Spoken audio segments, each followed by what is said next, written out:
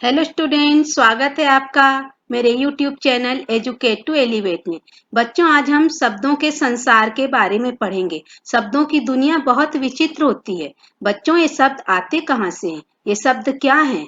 बच्चों, शब्द हमारी पूरी दुनिया है। हमारा बोलना, सोचना, समझना, सुनना, लिखना, पढ़ना, विचारों को व्यक्त करना, किसी के भावों को सुनना, समझना, सब कुछ शब्दों के माध्यम से ही होता है। जैसे मैं अभी जो कुछ भी बोल रही हूँ वो शब्दों के रूप में ही बोल रही हूँ। आप जो कुछ भी सुन रहे हैं वो भी शब्दों के रूप में ही सुन रहे हैं। इस तरीके से बच्चों, ये शब्द हमारी पूरी दुनिया है। ये शब्द आते कहाँ से हैं बच्चों? भाषा से। और भाषा कैसे बनती? चाहे वो हिंदी हो, अंग्रेजी हो, तमिल हो, कन्नड़ा हो, कोई भी भाषा कुछ निश्चित वर्ण और लिपि से बनती है। और इन्हीं वर्ण और लिपि के संयोजन से बच्चों क्या बनते हैं? शब्द। जैसे मैं कोई 3 अक्षर लूं, न, मा और का। जब इनको न, मा और का के क्रम में जमाऊं तो बनेगा नमक। लेकिन मैं म, क, न, मकन करूं या कमन करूं तो ये कोई हमको निश्चित अर्थ नहीं देते, तो हम नहीं समझ पाते। तो हमको जो अक्षर होते हैं, जो अल्फाबेट्स होते हैं, उनको एक क्रम में जमाना पड़ता है, निश्चित क्रम में, तभी हमको सार्थक ध्वनियां प्राप्त होती हैं और सार्थक शब्द मिलते हैं। तो ऐसा नहीं है बच्चों कि शब्द हैं जो अक्षरों का समूह हो। कभी कभी सिंगल लेटर भी हमको निश्चित अर्थ देता है। जैसे हिंदी में मैं, तू, वे, वो, ये अकेले वर्ण हैं मात्रा के साथ, लेकिन ये निश्चित अर्थ देते हैं। जैसे मैं जा रहा हूँ, मैं खा रही हूँ, वे क्या कर रहे हैं, वो आएगी कि नहीं। ये शब्द सारे वाक्यों में मैं, तू, वो, वे सब क्या है? सिंगल शब्द है ना, सिंगल अक्षर है शब्द के रूप में। इंग्लिश की बात करें हम तो आई, जैसे मैं, आई सिंगल लेटर आई मतलब मैं होता है। आई एम अ बॉय, है ना, मैं एक लड़का हूँ। आई एम अ गर्ल, मैं एक लड़की हूँ। तो आई भी यहाँ पे एक निश्चित अर्थ दे रहा है, सिंगल लेटर होके भी। ऐसे ही मैं बोलूं अ लेटर, है ना, अ बुक, अ बॉय, एक बुक, एक किताब, एक लड़का। तो कभी कभी सिंगल लेटर भी संपूर्ण अर्थ देते हैं, अपने आप में पूर्ण होते हैं। तो बच्चों, ये जो शब्द होते हैं, किसी न किसी व्यक्ति की, किसी न किसी विचार की, किसी न किसी भाव की एक छवि हमारे मन में अंकित करते हैं। जैसे मैं आपको बोलूं मम्मी, माँ, मदर, तो आप सभी के मन में अपनी अपनी माँ की छवि अंकित हो जाती है आपके मानस पटल पर। मैं विद्यालय शब्द का इस्तेमाल करूं, स्कूल शब्द का इस्तेमाल करूं, तो तुरंत आपके मन में अपने अपने विद्यालय प्रांगण की, आपके क्लास की, आपके टीचर्स की सारी छवि तुरंत मानस पटल पर चलचित्र की तरह चलने लगती है। तो इस तरीके से बच्चों, जो शब्द होते हैं हमारी दुनिया होते हैं। कभी आपने कल्पना की है बच्चों, अगर ये शब्द हमारी दुनिया से गायब हो जाए तो क्या होगा? आपने पूरी बहुत अच्छे से नोटबुक तैयार करी है, आपका पेपर है, आप सुबह उठे पढ़ने के लिए और बुक है आपके पास, कॉपी है, लेकिन सारे अक्षर गायब हो गए, तो आप क्या करोगे? आप परेशान हो जाओगे ना। तो इस तरीके से शब्द हमारे भावों को, हमारे विचारों को व्यक्त करने का, दूसरे तक पहुंचाने का एक सशक्त माध्यम है। हम हमारे शब्द ही हमारी दुनिया है। तो चलिए बच्चों, आज हम इन्हीं शब्दों के बारे में चर्चा करते हैं।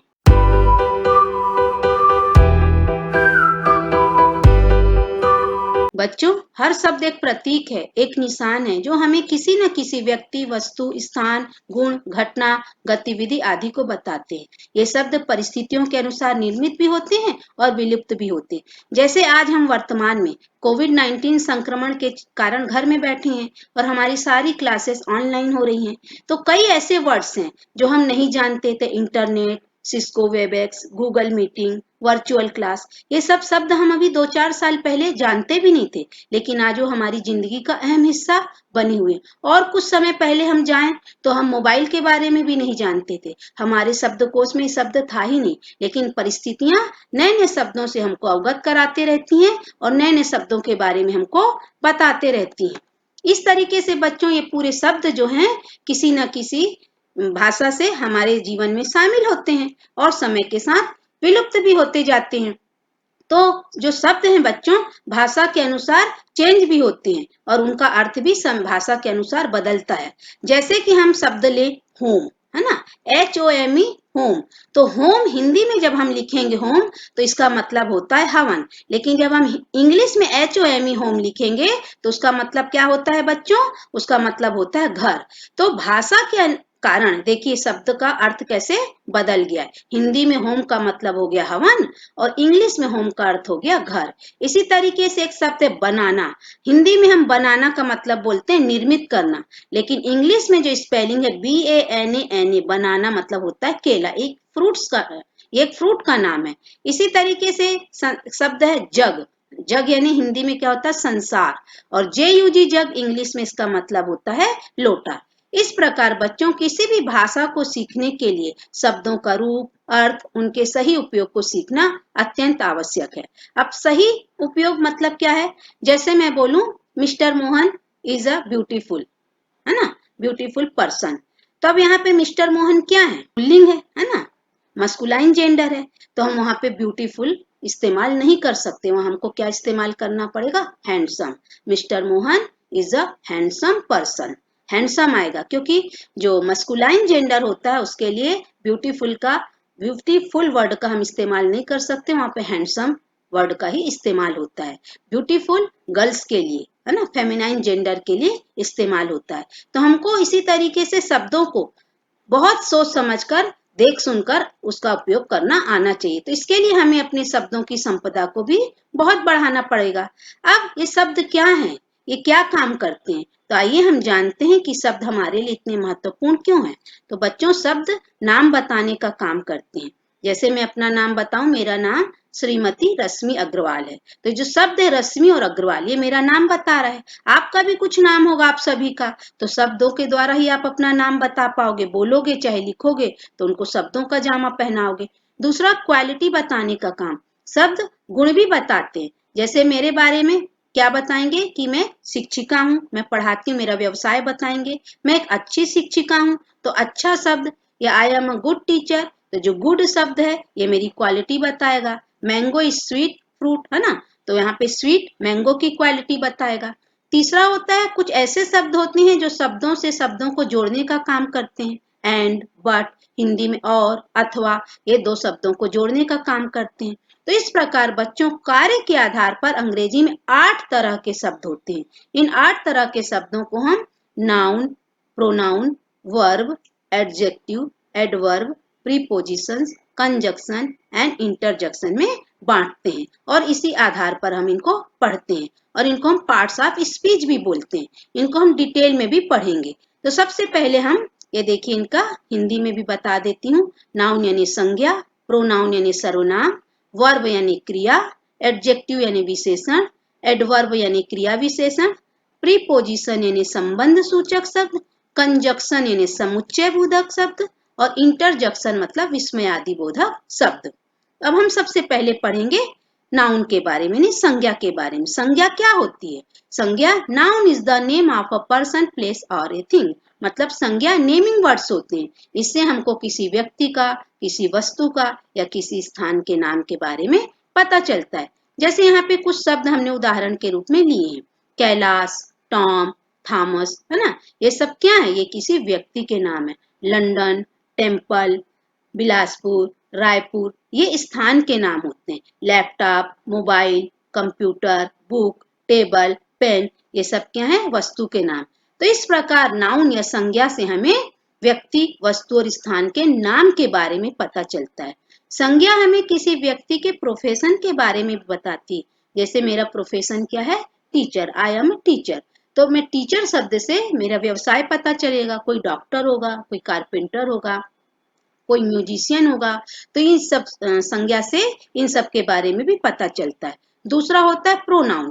प्रोनाउन का मतलब होता है सर्वनाम यानी सबका नाम। संज्ञा की जगह जो शब्द इस्तेमाल होते हैं उनको हम प्रोनाउन बोलते हैं। जैसे मैं अपने विषय में बोलूं, मेरा नाम रश्मि अग्रवाल है, मैं काठाकोनी स्कूल में पढ़ाती हूँ, तो मेरे लिए रश्मि अग्रवाल नहीं आएगा, मैं काठाकोनी स्कूल में पढ़ाती हूँ। तो मैं आ गया, यहाँ पे रश्मि की जगह क्या आ गया, मैं। तो मैं क्या हो गया बच्चों, सर्वनाम जो रश्मि की जगह आया है, इंग्लिश में इसको बोलते हैं आई। तो इस तरीके से जो प्रोनाउन होते हैं ये हमेशा किसकी जगह इस्तेमाल होते हैं बच्चों, संज्ञा की तरह। संज्ञा की जगह I, we, you, he, she, it, this, that, they, है ना। हिंदी में मैं, हम, तुम, वह, पुल्लिंग और स्त्रीलिंग दोनों में मतलब ही और सी, यह, वह, वे, वो, ये सब क्या है, प्रोनाउन होते हैं। तो इनका उपयोग भी सोच समझ कर करना चाहिए। तीसरा होते हैं एडजेक्टिव। एडजेक्टिव मतलब विशेषण। विशेषण मतलब विशेषता या खासियत बताने वाले शब्द।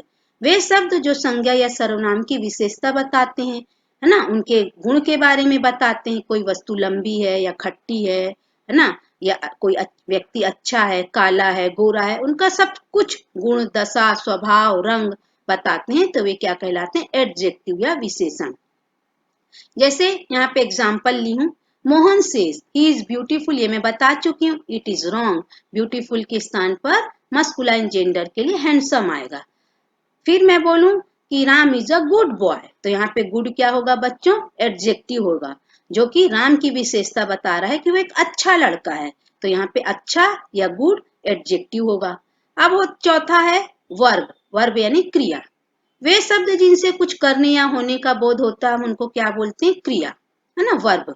जैसे to read, to write, to listen, पढ़ना, लिखना, सुनना, तो ये सब क्या है, क्रिया के बारे में भी बताते हैं। कभी कभी बच्चों एक शब्द एक से अधिक कार्य भी करते हैं। जैसे कुछ एग्जाम्पल हम आपको बता रहे हैं। पायलट। पायलट शब्द कहीं कहीं वर्ब की तरह इस्तेमाल होता है, कहीं कहीं नाउन की तरह। कैसे, जैसे I am a good pilot, मैं बोलूं मैं एक बहुत अच्छी विमान चालिका हूँ, तो गुड पायलट। यहाँ पे जो पायलट शब्द है वो क्या हो गया, नाउन। और मैं बोलूं Mohan pilot the plane successfully, है ना, मोहन ने विमान को अच्छे से उड़ाया, प्लेन को, तो क्या होगा, वहां पे पायलट शब्द क्या हो जाएगा, वर्ब की तरह इस्तेमाल होगा। इसी तरीके से होता वर्क, है ना, तो वर्क का भी इसी तरीके से कहीं कहीं नाउन की तरह इस्तेमाल होता है, कहीं कहीं वो वर्ब की तरह इस्तेमाल होता है। जैसे I have completed my work, I have completed my work, तो यहाँ पे वर्क हो जाएगा नाउन, है ना। तो I worked, my worked has completed, यहाँ भी ये हो जाएगा कि मेरा काम कंप्लीट हो चुका है, नाउन की तरह।